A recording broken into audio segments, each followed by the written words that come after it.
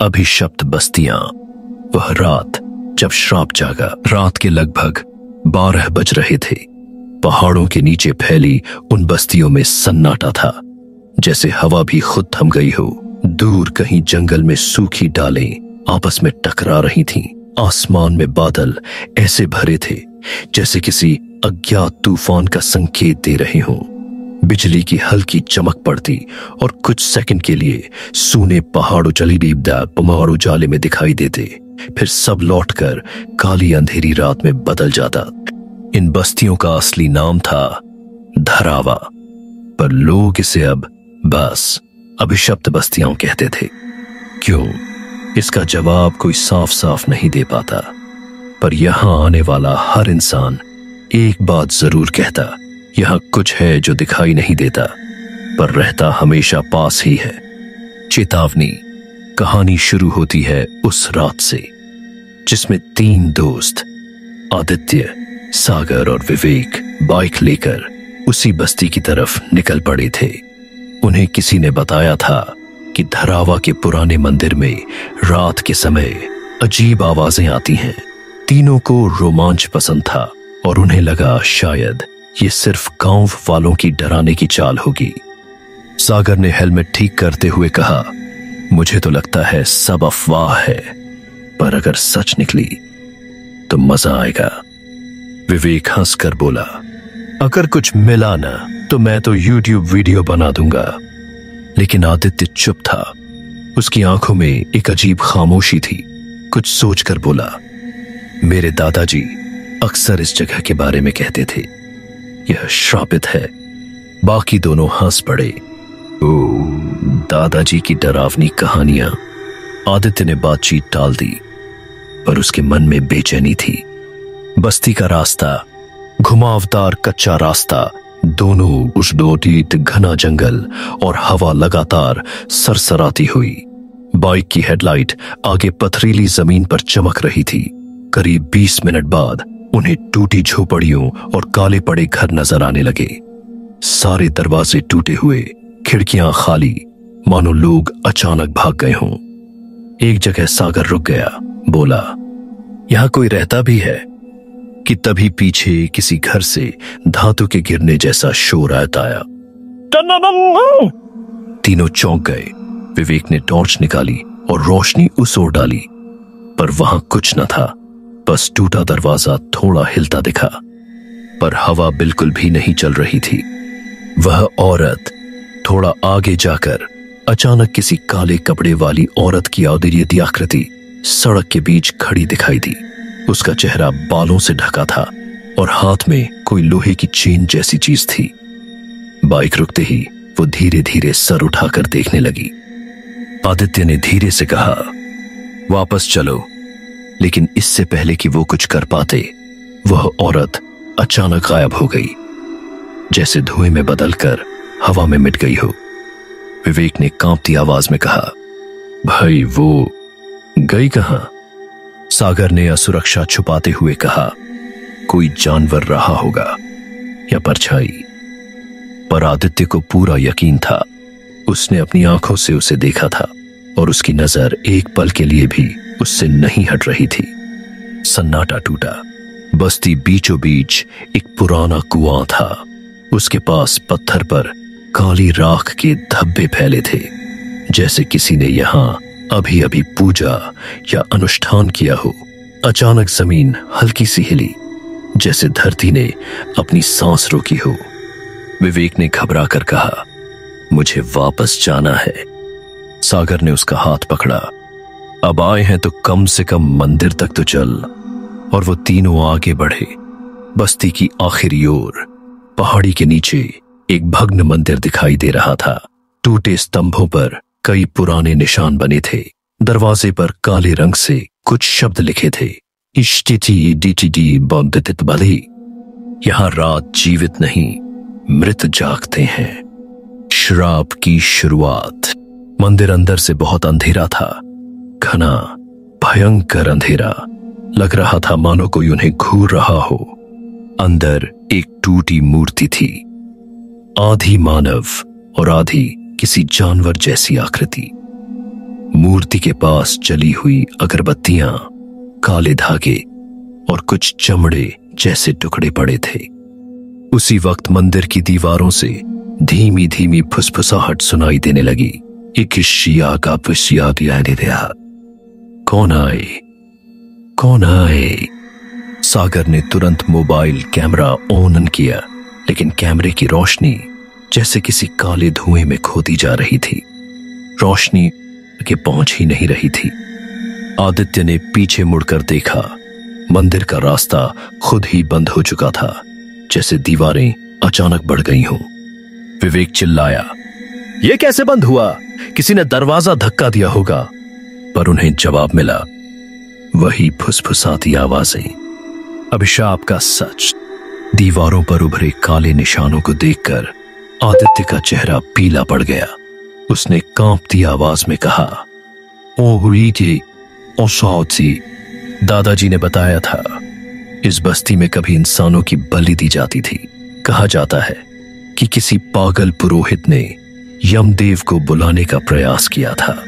गांव के लोगों ने उसे रोकने की कोशिश की, लेकिन पूरा अनुष्ठान उल्टा पड़ गया। देवता नहीं, कोई और चीज जाग उठी और पूरे गांव को निकल गई। सागर हंसकर बोला, ये सब पौराणिक बातें हैं। लेकिन उसी क्षण मंदिर की फर्श फटने लगी और नीचे से जैसे किसी गहरी गुफा की हवा निकलने लगी। अचानक नीचे से आग की लाल चमक दिखाई दी। फिर दीवार से आवाज आई, वापस मत मुड़ो, अन्यथा तुम भी यहीं रह जाओगे। वह रात तभी वही काले कपड़े वाली औरत उनके सामने फिर से खड़ी थी। इस बार उसका चेहरा साफ दिख रहा था। गहरे काले गड्ढे, सूखे होंठ और आंखें जैसे लाश की। उसने हाथ उठाए और मंदिर में एक जोर का औंधेन दनड़ फैल गया। तीनों जमीन पर गिर पड़े और सुनाई दिया, वो लौट आया है। श्राप जाग चुका है। मंदिर के ऊपर काले धुएं जैसा विशाल आकार बन गया। वो चीज पहाड़ों से भी ऊंची दिख रही थी। उसकी आवाज इस आवाज गूंजी। मनुष्य ने जिस रात राह खोई, उसी रात मैं तुम अब कोई लौट नहीं सकता। भागना। न जाने कैसे मंदिर का रास्ता अचानक खुल गया। आदित्य चिल्लाया, भागो। तीनों बाहर भागने लगे। पीछे जमीन फटती जा रही थी, हवा चीख रही थी। पेड़ हिल नहीं रहे थे, बल्कि मरोड़ खा रहे थे, मानो हर चीज जीवित हो गई हो। दूर सड़क की दिशा में पहुंचते ही फिर वही औरत रास्ते में दिखाई दी। उसने हाथ उठाया और तीनों बाइकों की चाबी खुद ब खुद गिर गई, जैसे किसी ने उन्हें पकड़कर बाहर फेंक दिया हो। आदित्य झुककर चाबी उठाना चाहता था, लेकिन चाबी खुद हवा में उठकर वापस कुएं की ओर उड़ गई। सागर फूट पड़ा, हमें यहां से निकलने नहीं दिया जा रहा। श्राप की असली आवाज। अचानक हवा का झोंका आया और किसी बच्चे के रोने की आवाज सुनाई दी। फिर एक बूढ़ी आवाज, हमें बचाओ, हमें मुक्त करो। आदित्य एक पल के लिए रुक गया। वही दादाजी की आवाज। वो डर के मारे रुक गया। उसने चारों ओर देखा, लेकिन सागर और विवेक आगे भाग चुके थे। आदित्य ने दादाजी की आवाज दोबारा सुनी और उसी पल उसके शरीर में एक अजीब गर्माहट महसूस हुई। पीछे से कोई हाथ उसके कंधे पर आया। उसी औरत का हाथ। अंतिम जागरण। आदित्य की चीख रात के सन्नाटे को फाड़ गई। अगले ही पल वो गायब था। विवेक और सागर वापस मुड़े, पर आदित्य कहीं नहीं दिखा। मंदिर फिर लाल रोशनी से भरा था। उस रोशनी में आदित्य की परछाई दिखाई दी, लेकिन उसका चेहरा किसी और के जैसा हो गया था। आंखें काली और चेहरा निर्विकार। उसने धीरे से कहा, अब मैं भी उनमें से हूं। मंदिर गूंज उठा। अभिशाप अधूरा था। अब पूरी रात हमारी है। क्या वे बच सके? सागर और विवेक किसी तरह रात के आखिरी पहर जंगल पार करके सड़क तक पहुंचे। एक ट्रक वाला उन्हें मिला और शहर तक छोड़ा। शहर पहुंचते ही दोनों ने पुलिस को सब बताया, पर जब पुलिस पहुंची बस्ती वैसी की वैसी थी, लेकिन मंदिर का कोई अस्तित्व नहीं था, जैसे वो कभी था ही नहीं। आदित्य वह कभी नहीं मिला। कुछ लोग कहते हैं कभी कभी रात के समय पहाड़ों के बीच किसी युवक की चीख सुनाई देती है। वह रात अभी खत्म नहीं हुई। आज भी श्राप जीवित है। धरावा गांव आज भी वीरान है, पर रात के समय वहां हल्की रोशनी दिखाई देती है। कुछ कहते हैं वह मंदिर अभी भी है, बस दिखाई नहीं देता। कुछ लोगों ने बताया उन्होंने किसी अजीब परछाई को बस्तियों के बीच घूमते देखा है, और वो बोलती है अगर तुम आवाज सुनो तो जवाब मत देना, क्योंकि शायद वह आवाज किसी इंसान की नहीं होती, बल्कि अभिशप्त बस्तियों की, जो अभी भी किसी नई आत्मा का इंतजार कर रही हैं। अभिशप्त बस्तियां पार्ट 2। अंधेरा लौट आया। सागर और विवेक भले ही शहर पहुंच गए थे, लेकिन उस रात के बाद उनकी जिंदगी पहले जैसी कभी नहीं रही।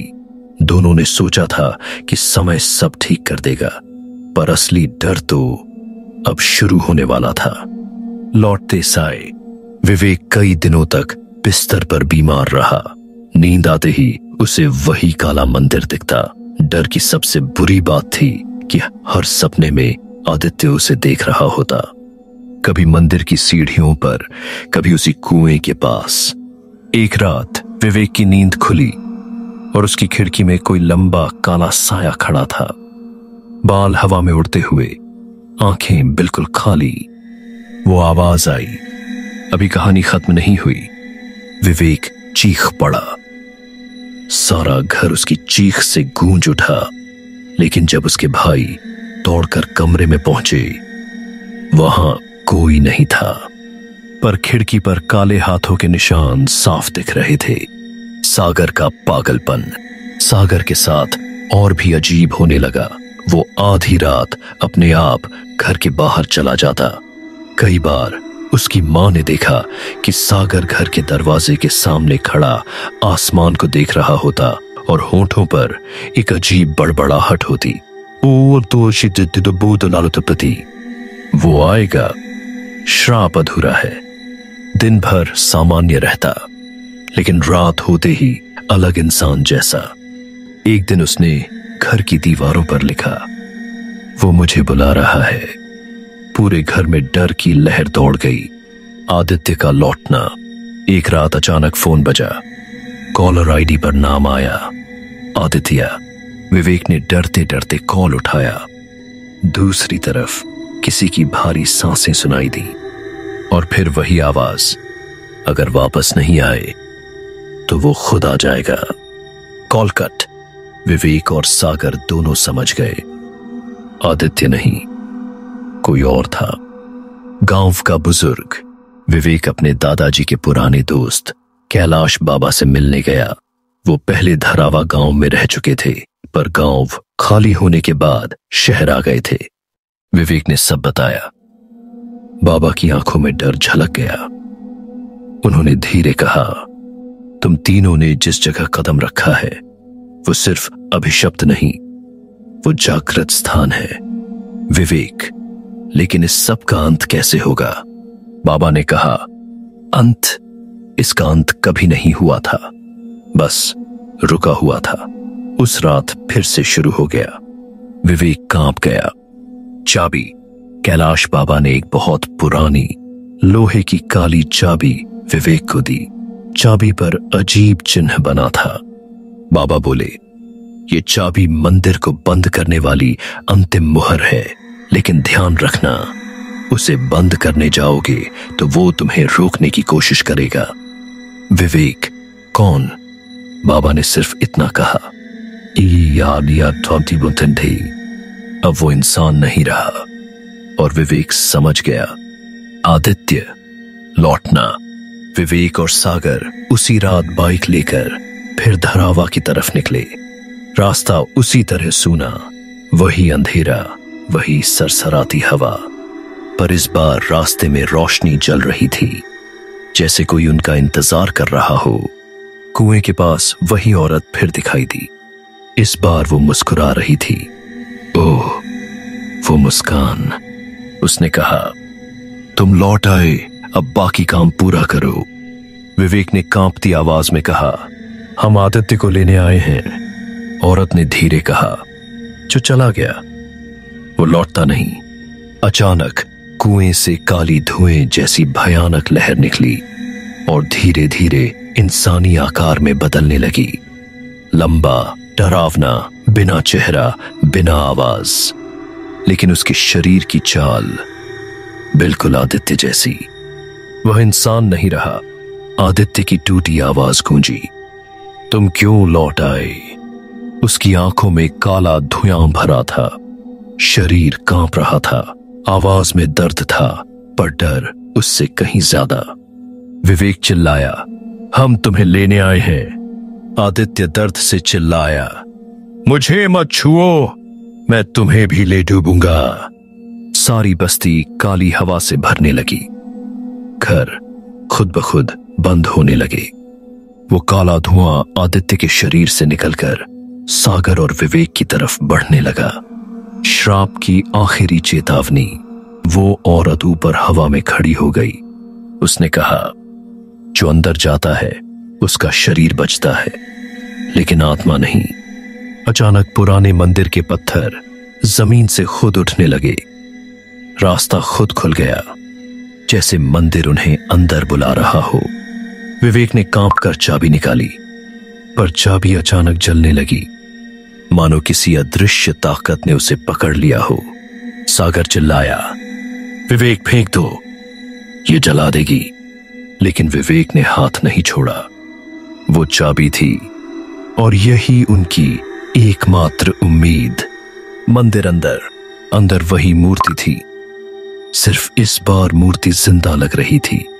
आंखों में आग, हाथ कांपते हुए, और चारों ओर काली राख घूमती हुई। दीवारों से वही आवाजें, आत्माएं नहीं सोई। श्राप अब जाग चुका है। विवेक ने चाबी उठाकर उस मूर्ति की तरफ फेंकी और अचानक पूरा मंदिर लाल रोशनी से भर गया। चिल्लाहटें, हवा का तूफान और जमीन कांपने लगी।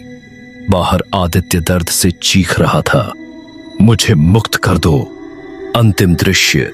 जैसे ही चाबी मूर्ति से टकराई, मंदिर ढहना शुरू हो गया। सागर और विवेक बाहर भागे, लेकिन आदित्य खड़ा था मुस्कुराते हुए। उसकी आंखों में शांति थी। उसने कहा, अब मुझे शांति मिल गई। और अगले ही पल वो धुले हुए धुएं में बदलकर गायब हो गया। क्या सब खत्म हुआ? बस्ती पूरी रात जलती रही। सुबह जब धुआं खत्म हुआ तो मंदिर गायब था।